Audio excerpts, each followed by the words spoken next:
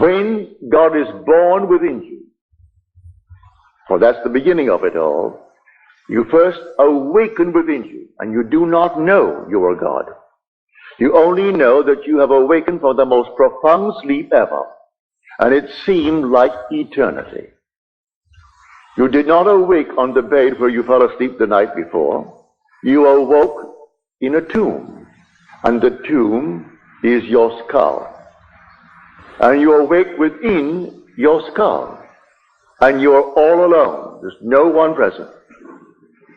But you have a built-in innate knowledge what to do, and you do it, and you come out of your skull as a child comes out of the womb of woman. But you're coming out of your own skull, and you pull yourself out of your own skull. God actually took upon himself the limit of contraction, which is man. Now he is born, the birth being an expansion. There is no limit to expansion. God is forever expanding. And then, at a moment of expansion, he then has a new venture of contraction. Then he expands beyond what he was. Then he contracts. Then he expands beyond what he was. And that is God's play. There is no limit to expansion. He puts a limit to contraction. The limit here is man. So when you break the tomb, you come out and you are God.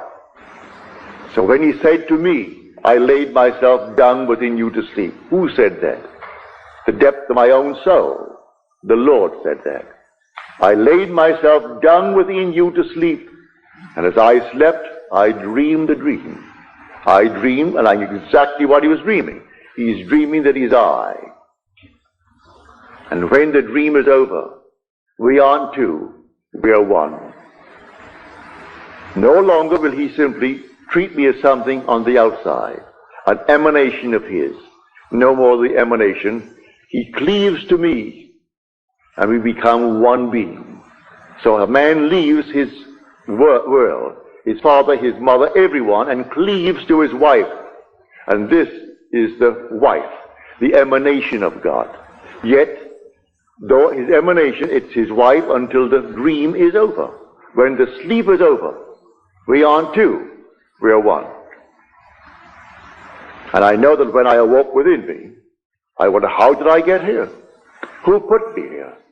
For this is the tomb. This is a sepulchre. And only one who thought me dead could have put me here, for this is a tomb, and only the dead are placed in tombs. So someone, I didn't realize then that it was a deliberate act on my own part. I laid down myself. I have the power to lay it down and the power to take it up again. For I am the resurrection and the life. So he entered death's door, the human skull, and laid down in the grave of man. And there he dreams the dream of life. And this is the dream of life. And one day, it comes to the end. And he awakes where? In the tomb where he entered, to find himself there. It was a long dream. Thousands and thousands of years he's been dreaming this dream. You didn't begin in your mother's womb 70 years ago, or whatever year you may be. That's only a garment woven for you. You are eternal. You have no beginning and you have no end. Never was there a time when you were not.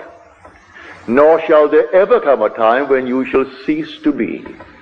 Beginning and ends are all dreams. It seems so real, but they're all dreams. But you have no beginning,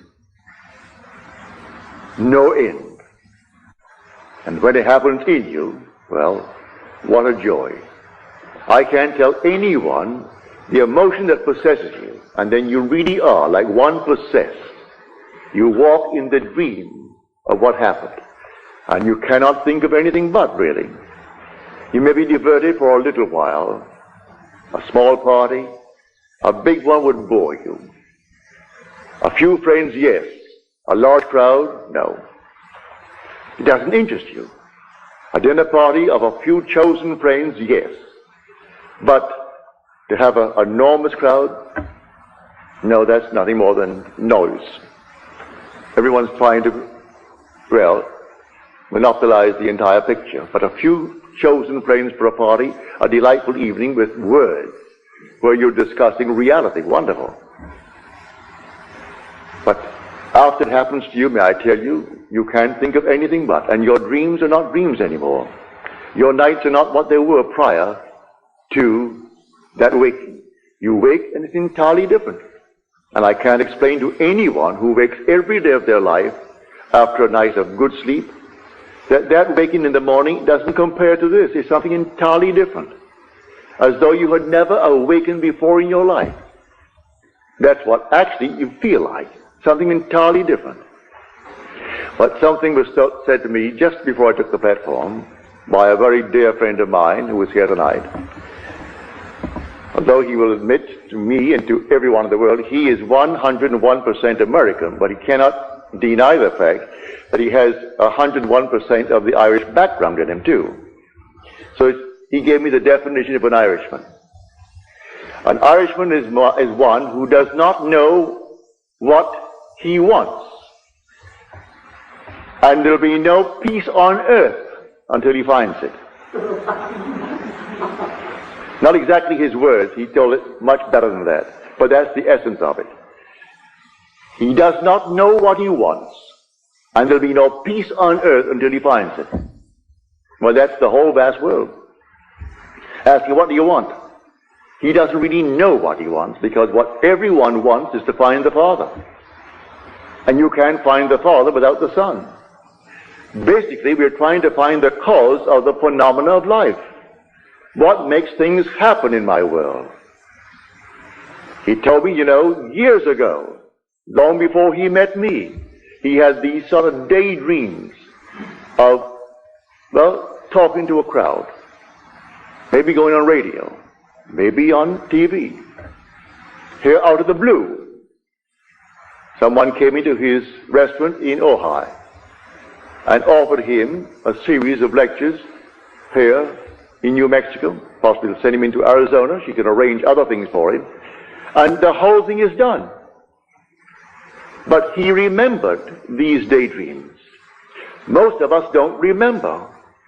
And when we are confronted with our own harvest, we deny it's our harvest.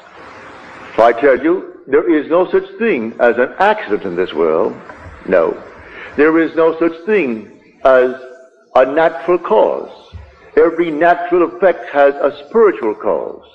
That is an imaginal cause, and not a natural.